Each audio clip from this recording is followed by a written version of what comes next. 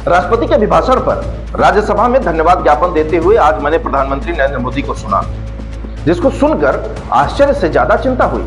प्रधानमंत्री नरेंद्र मोदी को सत्ता में आए हुए लगभग 12 साल हो चुके हैं, लेकिन अफसोस की बात यह है कि 12 साल बाद भी अगर उनका भाषण 1 या 1.5 घंटे का होता है तो उसमें से लगभग सवा घंटे वो कांग्रेस को ही गाली देने में निकाल देते हैं। ये दर्शाता है कि जब अगली पीढ़ी जवाब देने में नालायक हो जाती है तो अपने बुजुर्गों को ही गाली देने लगती है। मैं तो इसको इसी तरह देखता हूँ। पूर्ण बहुमत होने के बाद भी बहाने क्यों?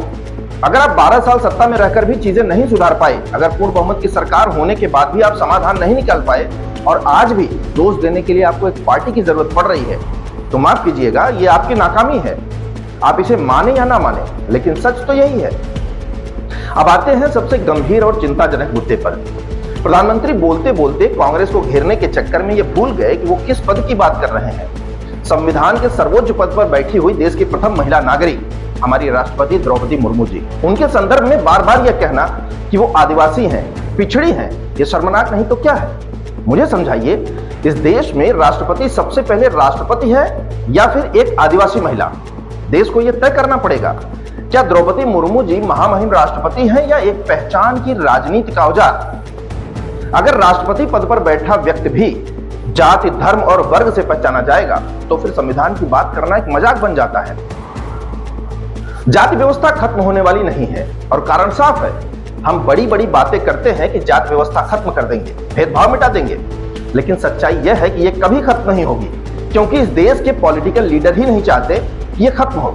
जनता जितनी जल्दी इस बात को समझ जाए उतना बेहतर। एक तरफ महिला सशक्तिकरण, नारी शक्ति, जेंडर इक्वालिटी की बातें, और दूसरी तरफ यह कहना कि वो महिला है, आदिवासी है, इसलिए। तो आपके हिसाब से क्या महिला होना कमजोरी की पहचान है? क्या राष्ट्रपति पद पर बैठी महिला को भी आज सहानुभूति के प्रेम में देखना पड़ेगा? यह सोच प्रधानमंत्री की मानसिकता को उजागर करती है।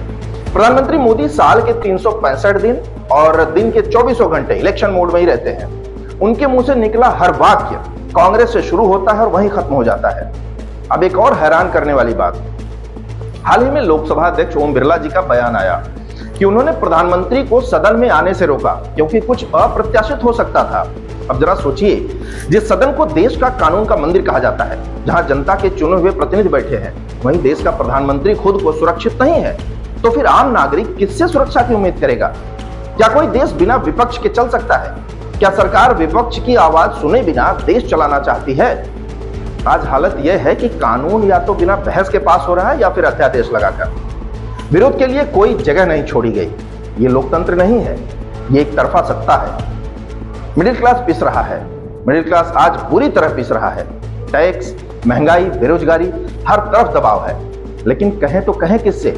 सिस्टम आपका है, लोग आपके हैं। हर चौराहे पर धर्म का नशा बांट दिया गया है ताकि सवाल कोई ना पूछे। मैं तो साफ शब्दों में कहता हूं, राष्ट्रपति की कोई जाति नहीं होती, राष्ट्रपति का कोई धर्म नहीं होता। वो संविधान के संरक्षक होते हैं और उनके संरक्षण में लोकतंत्र फलता फूलता है। अगर इस पद को भी आप पहचान की राजनीति में घसीटेंगे तो देश का सामाजिक ताना बाना टूट जाएगा।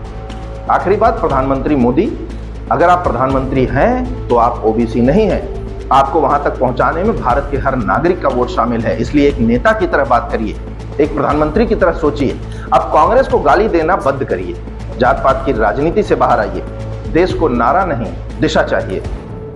कुछ लोग कहते हैं कि हमारे पास विकल्प नहीं है। माफ कीजिएगा, एक समय इंदिरा गांधी के लिए भी यही कहा जाता था, लेकिन इतिहास गवाह है, विकल्प भी आते हैं, पीढ़ियां बदलती हैं और देश आगे बढ़ता है। विरोध का मतलब हटाना नहीं है, सुधारना है, और हम सुधारने के लिए ही बोलते रहेंगे। अगर मेरी बातों में आपको अपनी चिंता दिखी हो तो इस वीडियो को शेयर करिए ताकि ये जन जन तक की आवाज बने। नमस्कार।